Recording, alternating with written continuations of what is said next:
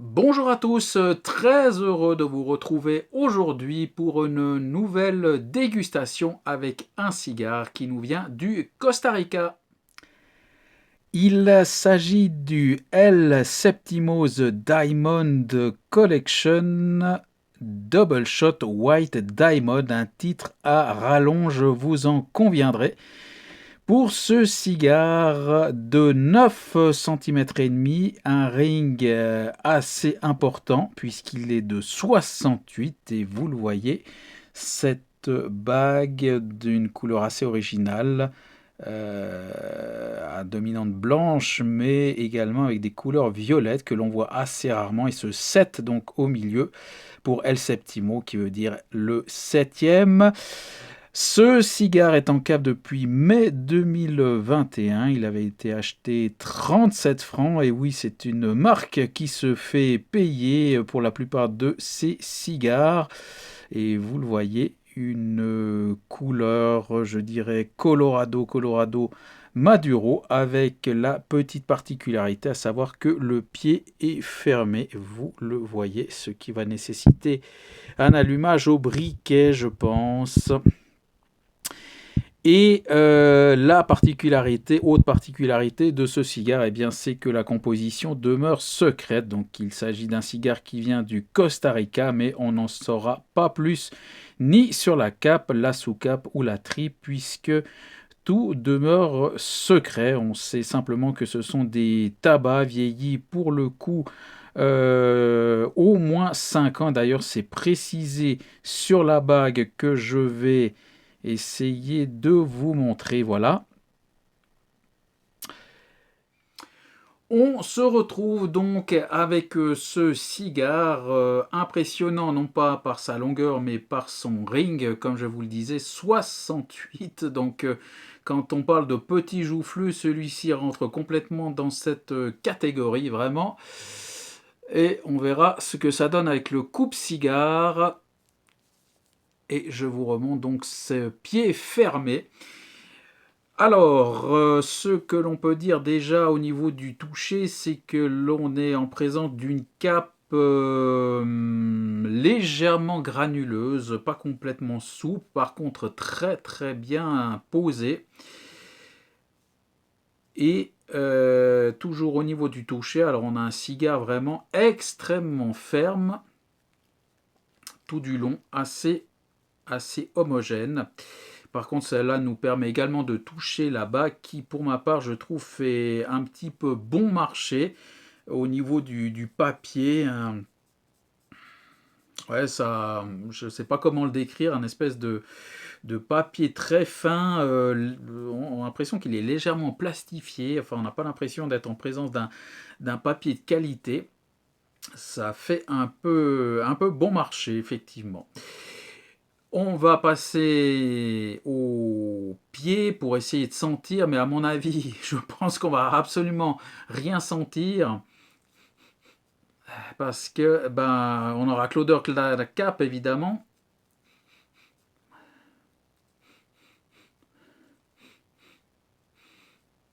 C'est difficile de dégager un parfum.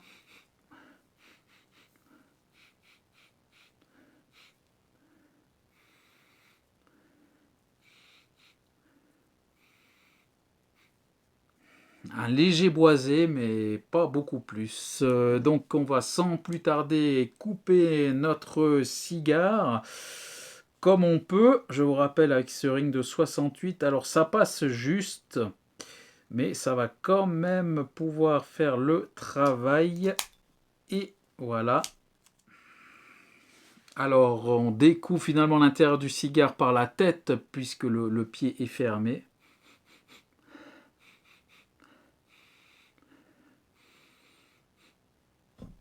Alors on a du bois, ça c'est sûr, un joli boisé. Alors le tirage accru.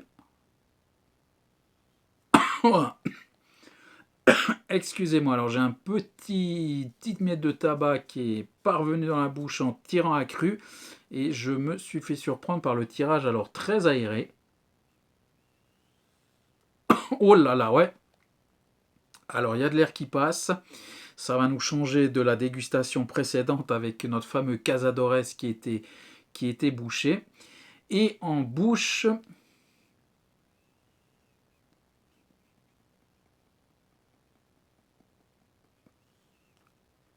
alors beaucoup d'air. On a un boisé lointain, mais alors pas grand-chose de plus, car l'air finalement emporte tout.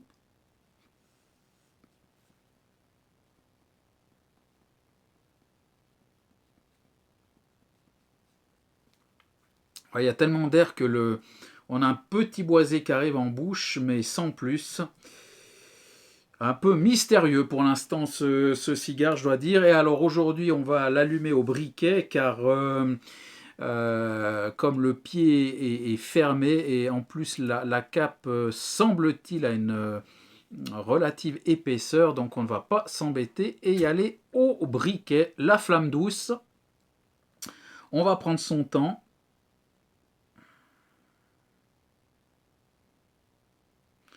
Et on va déjà transpercer cette cape qui va ensuite nous permettre de toaster le pied.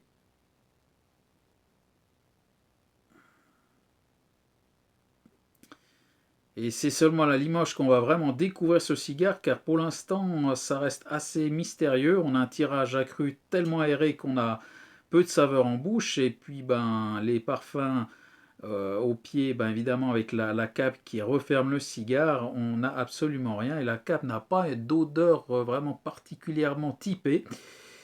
Donc ce sera uniquement à l'allumage, ce qui est également intéressant et un petit peu inédit.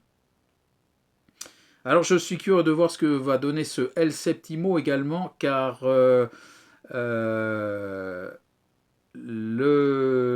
j'avais déjà dégusté un El Septimo sur la chaîne, un Septimo qui était vraiment très roboratif, très plein en arôme, pas forcément très très fort, mais très très plein en arôme.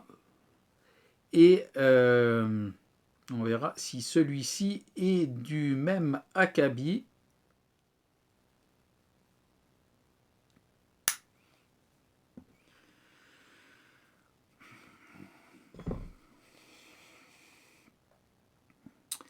Alors, cigare allumé.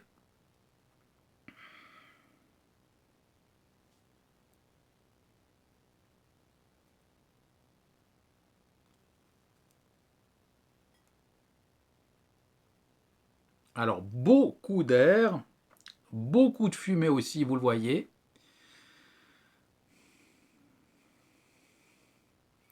Je vais peut-être juste encore redonner un tout petit coup de briquet pour être certain.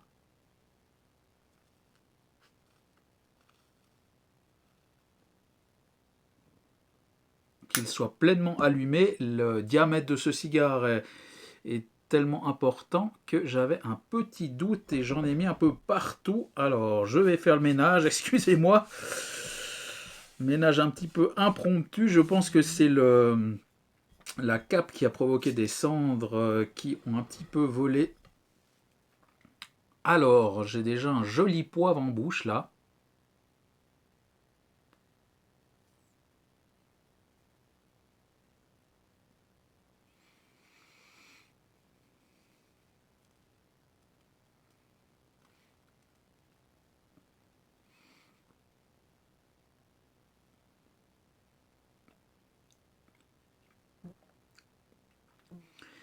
Alors j'ai beaucoup d'air, hein, vraiment ce tirage accru très aéré, là j'ai beaucoup d'air, mais en même temps j'ai pas mal d'arômes. Ce cigare démarre assez fort sur des notes poivrées.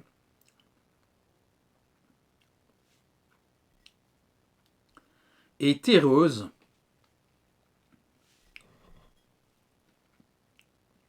Alors le poivre a même tendance un petit peu à s'accentuer. Alors vraiment un poivre noir, j'ai presque l'impression d'avoir croqué dans un grain de poivre, là tellement ça prend, et même après coup, là, la longueur en bouche est relativement longue, et le poivre a même tendance à s'accentuer. C'est assez spécial, je dois dire.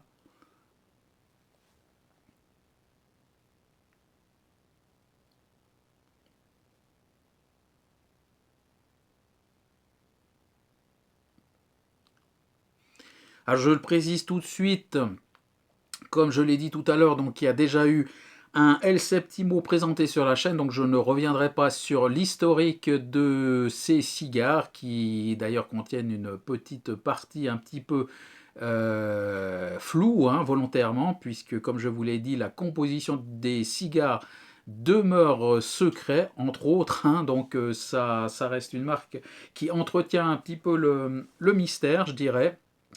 Je crois d'ailleurs que j'en avais parlé dans la première vidéo, je ne suis pas sûr, mais enfin il me semble. Mais je vais le redire, je ne suis pas du tout certain de la manière dont ces cigares sont distribués en France. Peut-être en commentaire, vous pourrez me le dire si certains d'entre vous connaissent cette marque qui, sauf erreur, avait des connexions avec la Suisse, me semble-t-il, et je ne suis absolument pas certain que cette marque soit distribuée en France. Mais encore une fois, si jamais signaler le moi, ce sera quand même intéressant de le savoir.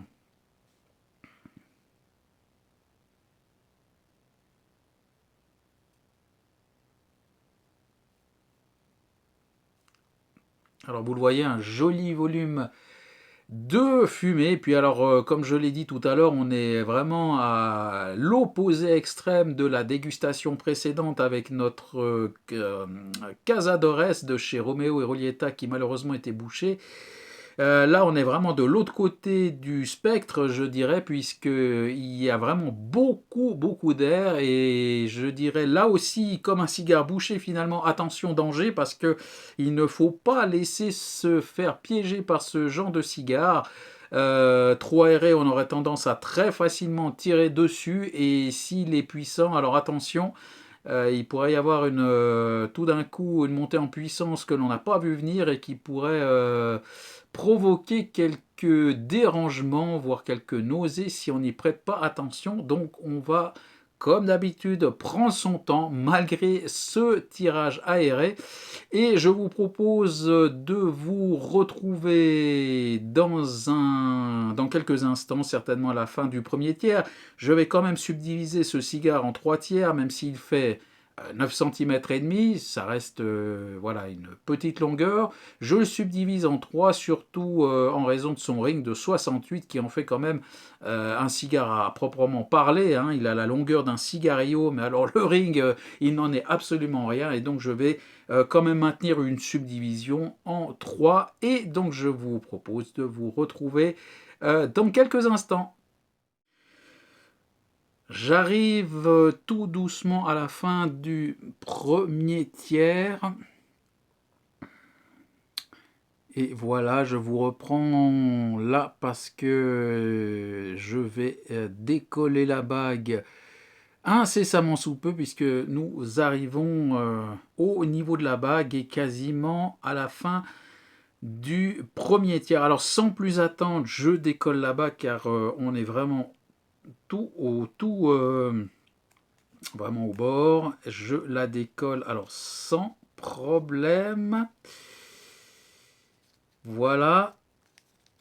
Alors je confirme au toucher vraiment un papier un peu bizarre, plastifié. C'est pas dans les normes des bagues que l'on a habituellement. Mais bref, voilà. Alors un cigare un peu particulier. Alors je vous dis tout de suite, ce n'est pas mon diamètre préféré. C'est assez gros en bouche, je trouve. Un cigare qui bizarrement s'est éteint après une dizaine de bouffées. Alors un démarrage assez poivré, dû certainement toujours à l'allumage puisqu'il s'est vite calmé. Et là nous avons du bois, du café, j'ai même quelques pointes de réglisse qui semblent arriver.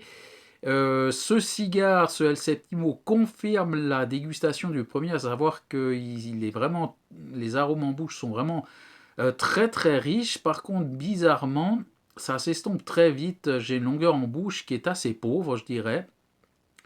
Et là, vraiment quelques secondes après avoir pris donc une ou deux bouffées, c'est pas qu'on n'a plus rien, mais c'est très léger sur le bois.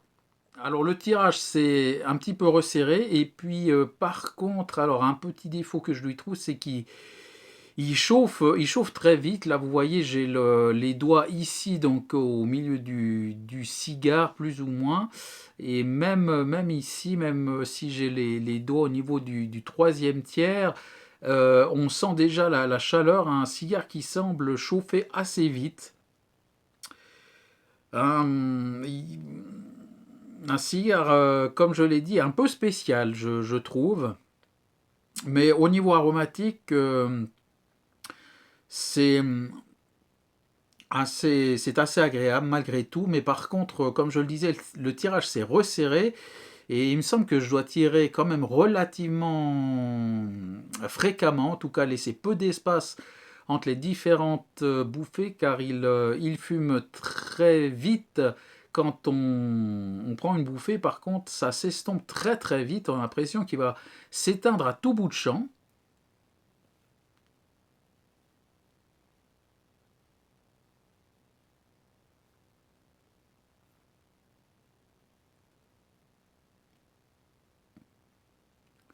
Le poivre, on le retrouve en rétro-olfaction, pas trop fort, c'est assez agréable. Euh, mais encore une fois, peu de longueur en bouche, c'est assez particulier, on tire dessus, on a pas mal d'arômes, c'est assez riche. Par contre, il reste pratiquement plus rien assez vite.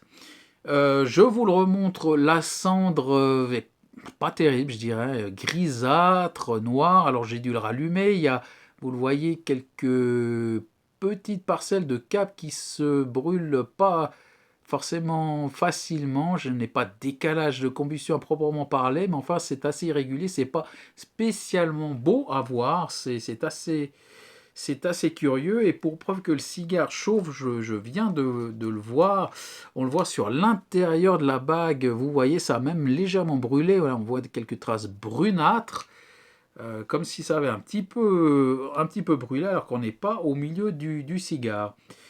Donc c'est assez particulier, mais je continue pour voir un petit peu ce qu'il a à nous proposer. Pour l'instant, la puissance n'a pas l'air vraiment d'être au rendez-vous. Beaucoup d'arômes, comme je vous l'ai dit quand on prend une bouffée, mais c'est tout. Pas de montée en puissance en tout cas pour l'instant. Et puis de longueur en bouche assez faible, je dois dire. Donc on va continuer.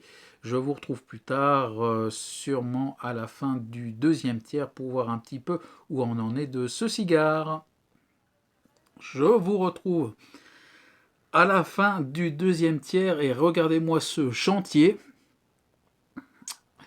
Et surtout, un joli trou.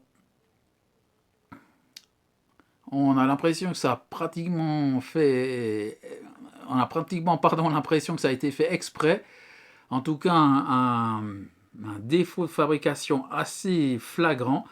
Et je dois dire que je prends, on verra tout à l'heure au bilan, mais un plaisir relativement mitigé. Alors la palette aromatique n'a pas vraiment évolué sur ce cigare.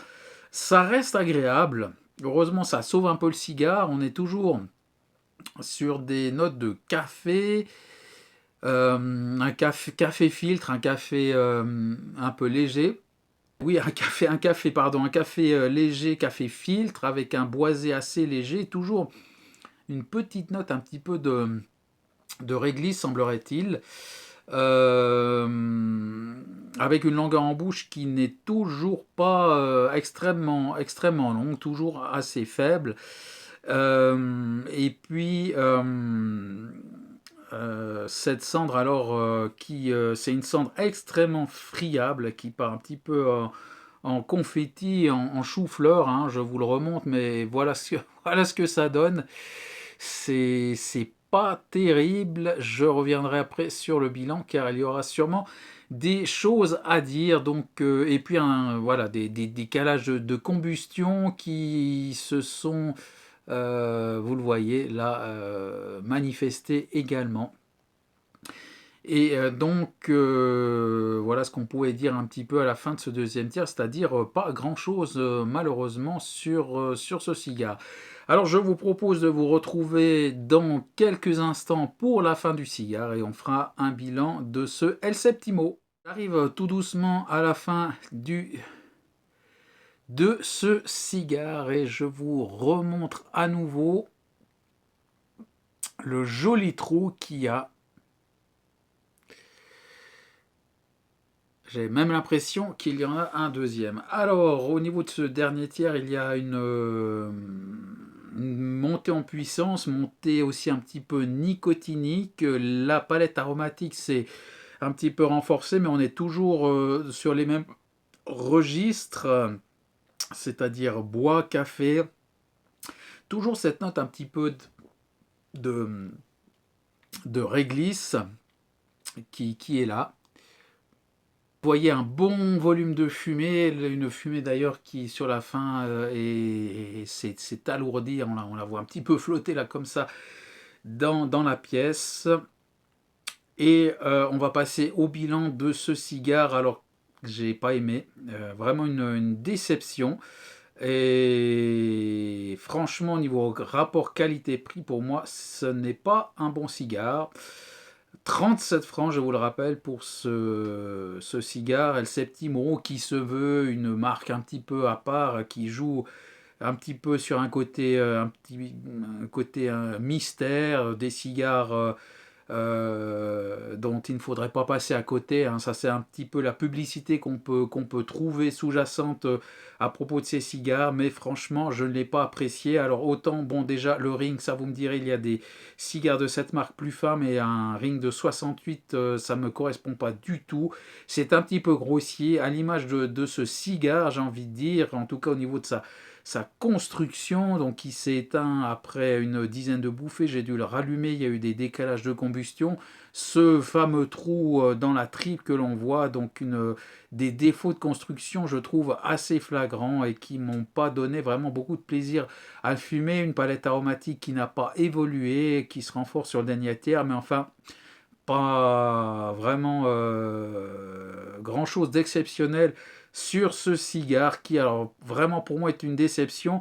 J'en ai encore deux en cave, hein, de ces El Septimo. J'en avais acheté quatre. Je m'étais laissé un peu séduire par la publicité. Et bien, je vais y aller un petit peu à reculons sur les deux prochains cigares, car autant le premier, je vous renvoie donc à la vidéo qui avait été tournée il y a déjà une année et demie, je crois maintenant, qui m'avait un petit peu laissé entre deux. Je le trouvais un petit peu roboratif, trop d'arômes finalement, manque de finesse. Et sur celui-ci, eh bien c'est un petit peu la même chose. Une richesse aromatique mais qui ne persiste pas en bouche, une longueur en bouche qui est toujours assez faible, et donc vraiment une déception sur ce cigare, donc je ne vais pas vraiment aller plus loin sur cette vidéo concernant ce cigare, c'est une vraie déception franchement.